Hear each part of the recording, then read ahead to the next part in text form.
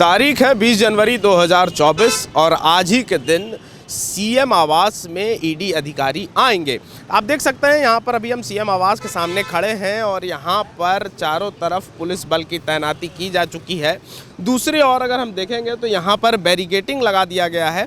दरअसल कुछ दिनों पहले जब ईडी ने हेमंत सोरेन को पत्र लिखकर मिलने को कहा था, जिसके बाद जब हेमंत सोरेन ने ये जानकारी ईडी को पत्र लिखकर दिया कि 20 जनवरी को आप मेरे आवास पर आकर पूछताछ कर सकते हैं, तो इसके बाद ईडी ने पुलिस प्रशासन से ये मांग की थी कि सुरक्षा की तमाम जो व्यवस्था है वो देख ली जाए, क्योंकि बीते दिन बंगाल में ईडी के अधिकारियों पर हमला हो गया था।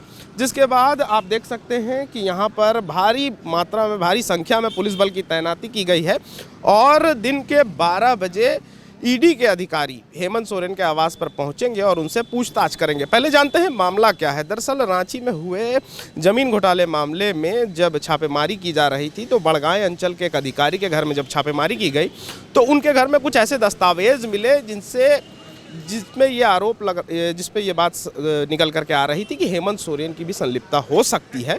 इसीलिए इस मामले में पूछताछ करने के लिए ईडी के अधिकारी लगातार हेमंत सोरेन को समन भेजकर ईडी कार्यालय बुला रहे थे।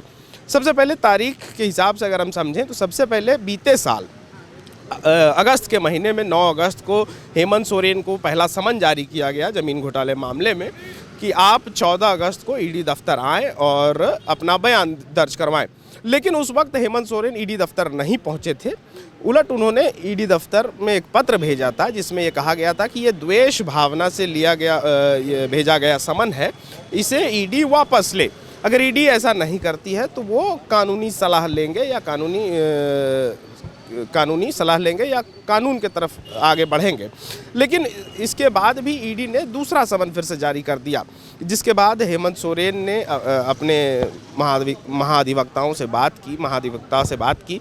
आपको बता दें इसी बीच हेमंत सोरेन के वकीलों ने सुप्रीम कोर्ट में याचिका दायर की थी, लेकिन सुप्रीम कोर्ट ने इस पूरे मामले में ये कह दिया कि सबसे पहले आप हाई कोर्ट जाएं, उसके बाद सुप्रीम कोर्ट के रास्ता को अपनाएं। लेकिन जब मामला हाई कोर्ट पहुंचा तो हाई कोर्ट ने इस मामले को ये बोलते हुए खारिज कर दिया कि पीएमएलए एक्ट के तहत ईडी स्वतंत्र है इस मामले में कार्रवाई करने के लिए। जिसके बाद फिर ईडी ने दोबारा समन भेजा कि और आज देख सकते हैं कि आखिरकार 6 महीने बाद जो है बीते अगस्त से चल रहे मामले को आज 20 जनवरी को जो है हेमंत सोरेन से ईडी के अधिकारी मुलाकात करेंगे और पूछताछ करेंगे।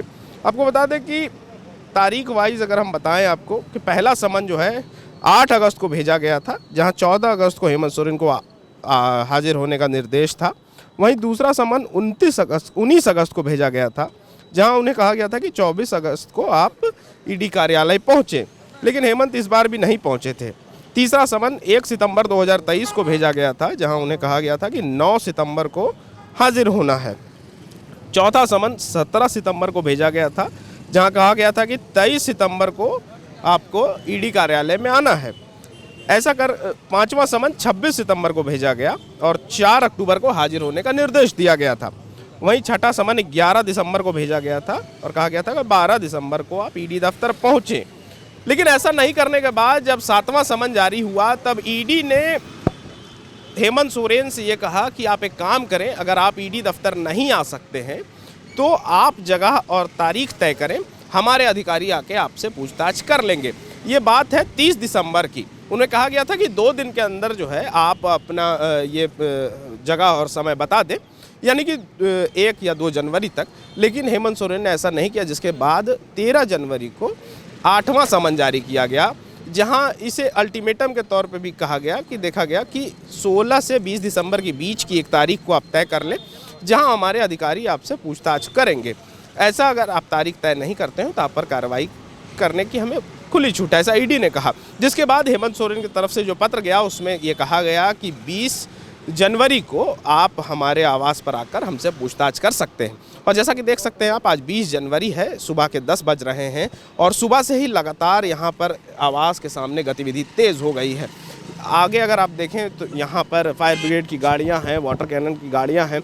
ये तमाम चीज़ें यहाँ पर इसलिए लाई गई हैं कि विधि व्यवस्था जो है वो ख़राब ना हो, क्योंकि बीते कल भी आदिवासी समाज के लोगों ने ईडी और केंद्र सरकार का विरोध करते हुए मोराबादी से राजभवन तक मार्च किया और उन्होंने केंद्र की सरकार को ये चुनौती देते हुए कहा था कि अगर हमारे मुख्यमंत्री हेमंत सोरेन पर कार्रवाई की जाएगी तो इसका परिणाम अच्छा नहीं होगा। इन्हीं सब बातों को ध्यान में रखते हुए पुलिस यहाँ पर पुलिस प्रशासन की तरफ से मुस्तैदी देखी जा सकती है। तमाम बड़े अधिकारी पुलिस के प्रशासन के यहाँ पर पहुँच चुके हैं ताकि किसी तरह का भी कोतूहल का माहौल यहाँ पर उत्पन्न ना हो। सिटी एसपी रांची पहुँच चुके हैं, एडीएम लॉ एंड ऑर्डर यहाँ पहुँच चुके हैं और 12 बजे के आसपास ईडी के अधिकारी जो है सीएम आवास पहुँच सकते हैं। उसके बाद देखिए कितनी लंबी पूछताछ चलती है और इस पूछताछ में क्या निकलकर सामने आता है। कार्रवाइयाँ होंगी और जो पुलिस की जो कार्रवाई है वो हम लोग अपने स्तर से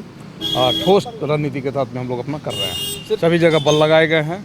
किसी भी व्यक्ति को अपने हाथ में कानून लेने का अधिकार नहीं है। जो भी होगा वो विधिवत होगा और हम लोग इसके लिए तैयारी कर चुके हैं। सर, ये भी जानकारी मिली कि वहाँ से ईडी के अधिकारी निकलेंगे तो आप स्कॉट वैसी कोई देखिए, जो भी सुरक्षा की जो भी मानक है उन मानक से भी रांची पुलिस जो है वो पूरा कर रही है। TheFollowUp.in, like, share and subscribe. www.thefollowup.in